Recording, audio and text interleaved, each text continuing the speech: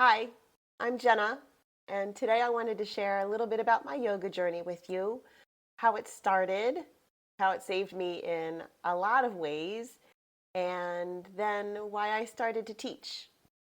This is not a perfect yoga story, it's just a very human one.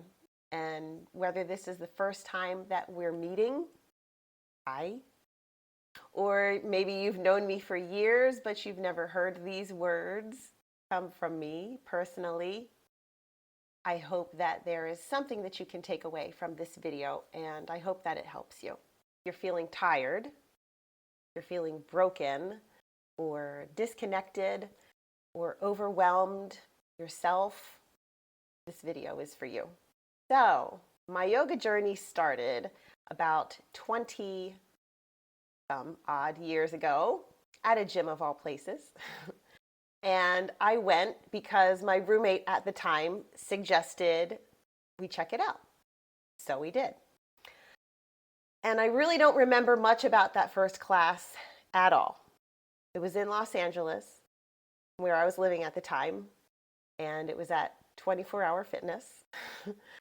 And I don't remember the teacher's name. I don't remember what the class was called, but I remember that it was enough. It was enough to keep me coming back to yoga class. I was hooked. There was just something about the way that it made me feel afterward. And I remember my favorite teacher at the time. I don't remember what she looks like. I don't remember what her name was. But it didn't matter how many people were in that room during Shavasana at the end of class, as we were laying there in corpse pose with eyes closed. She would walk around to every single person in that room, and she would just gently touch your temple and relax your brow with the gentlest touch. And it felt like such a warm hug to me, like a deep release. And I just loved that. I loved it. It was the best feeling in the world. So I kept going back to classes when I could. But back then, I didn't take yoga home with me. Like, I didn't really practice it outside of the gym, and I didn't make space for it in my life, and I really wasn't making space for myself much either at that point. And eventually it all caught up to me. Life happens. A lot of life happened, actually. And eventually I found myself the mother of two. A lot of years passed, and stress accumulated, and responsibilities multiplied. And then somewhere along the way, I stopped really listening to my body until it really forced me to listen because I just felt broken. I was in pain every single day. I had constant headaches, tightness in my neck, knots in my upper back. I felt crooked all down my spine, and then it worked its way into my hips. I was just a mess. And it wasn't because of any one thing that I did. It wasn't because of an accident or a trauma to my body or anything like that. Well, aside from having kids, like that is huge. But it was just not taking care of myself. Not taking care of myself accumulated until my body was screaming at me and I was forced to listen. I didn't wake up and stretch when I got out of bed. I literally had to roll out of bed onto the floor and just lay there for 15 minutes or 20 minutes or whatever it was, until I started to feel slightly better to be able to then stand up and start moving. So, yeah, it was not a good time. That's where I was, and it was my wake up call. And I knew that I could not continually take an ibuprofen every day. I was a mother. I had to be strong for my kids, and I had to find a better way. But the thing is that I knew that there was a better way, and I knew what to do, and I had to get back to my mat. So I did. And that was about 8 years ago that I returned to the mat and found a practice again. And it became a whole different practice this time. And I thought it would be easy, and it was not. And it was a very humbling experience. Even though I knew the postures, I knew the asanas, and I understood alignment. I had always been physically active, in the gym and out of the gym. I had a whole different body now, and I needed to relearn what to do with it. I was tight. My balance was off. My strength wasn't what I thought it was. It wasn't even close to what I thought it was. Yes, I could pick up my kids, but I was not strong anymore. I was not physically strong. And it not only wreaked havoc on my body, but it wreaked havoc on my emotional state. And it was not a good place to be. So I stayed with the practice. I started at home, and then I found a gym to join, where we live now in South Carolina. And it's an amazing place. I will never forget probably that first class back at the gym. The teacher instructed us to do tree pose. And I was like, yeah, I got this. I know tree pose. And I was humbled, extremely humbled, because I could not even balance in tree pose for like 2 breaths. And it was a huge wake up call to me. But it was like riding a bike. So I kept going. I kept at it. I took baby steps, because baby steps is everything. Keep practicing. Keep practicing. You'll get stronger physically, emotionally. And so that's what happened. I got stronger. It was like riding a bike. I didn't forget yoga, but my body did. And I had to be patient with it and kind to myself and give it time to relearn. I had to build trust with myself. And then over time, a beautiful thing happened. I felt better. My mood lifted. I got stronger. More smiles on my face. My balance returned physically, emotionally, mentally. It was like a whole new world. And I found my center again. And then about a year into my practice, I started to feel the pull to teach. And not because I was perfect, there's no such thing. Not because my practice was perfect, again, there's no such thing, but because I was present, and I finally understood the healing powers of yoga and all the benefits that come with it. And I wanted to help others learn it too. And then teaching just felt like the natural next step to me. So I began deepening my education, and I took my yoga teacher training, and then also got certified for group fitness and breath work and flexibility, and the list goes on.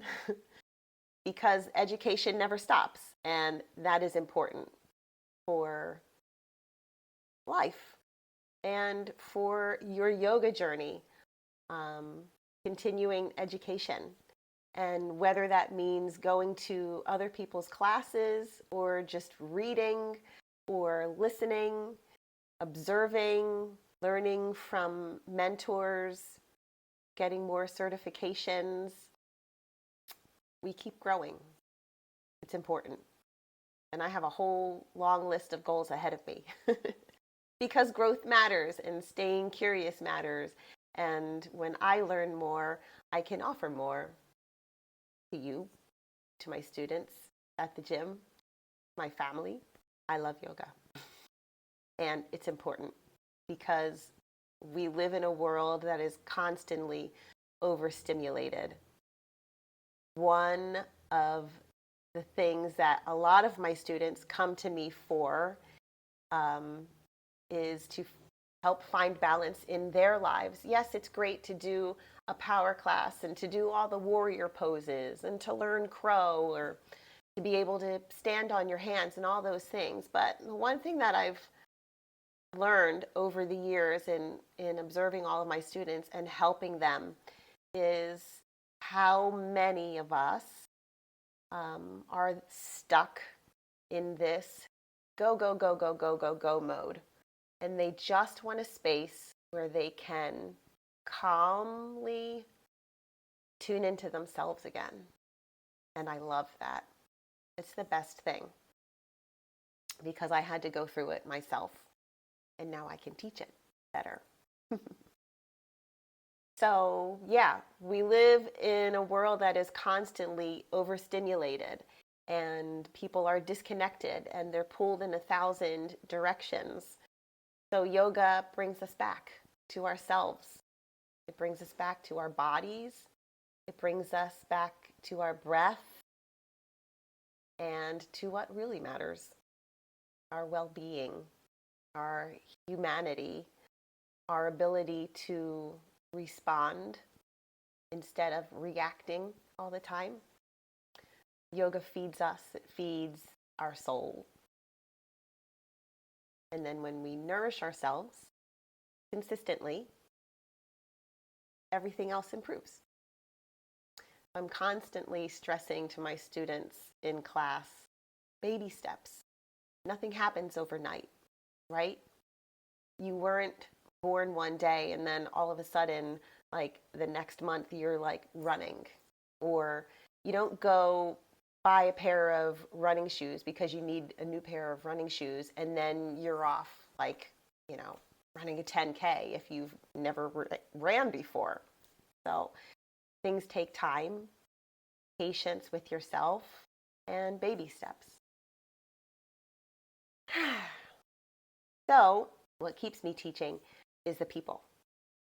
The first time students who come back because they loved it, or maybe it was hard, but they know how good it is for them, so they keep coming back. My students whose growth and strength I've had the pleasure of witnessing over the years, I love that. I love seeing people get stronger. The pain that I've been able to help alleviate for so many people, the questions I'm able to help answer, the quiet moments where you can see someone reconnect to themselves and really leave the outside world outside and tune in, even if it's just for 45 minutes. The gratitude that I feel and the gratitude that I receive. And if I can help even just one person feel stronger or steadier or more at home in their body, the ripple extends far beyond that one person and their mat. And so that's why I teach. I just love it. And so this is the chapter that I'm in now, taking it to video to help my students that I already see every week and to help people that I don't know yet. So I'm continuing to learn. I'm continuing to grow. And I'm continuing to help others find their balance and strength and inner spark here on my channel and on my website. I'll link down below. Yoga helped me come back to myself, and it made me stronger, and it made me more whole. And I will forever be grateful to my old roommate who took me to that first class of mine over 2 decades ago. 2 decades ago. And now I get to share it with so many others and you. If you're feeling disconnected, overwhelmed, or stuck, please know this. You can always come back to the mat. You can always come back to the mat. And you can always come back to yourself. If this story resonated with you and you're ready to take a small step for yourself, you can visit my website, innersass.com. It's where I share yoga, breath work, reflections, and other tools to help people find more balance in their lives. And if you're not sure where to start, I made another video that walks you through a simple grounding practice that you can do anytime you feel overwhelmed. So stay here, take a breath. I'll meet you in the next video. Love fully, breathe deeply, live boldly, and stay sassy. Thanks for being here.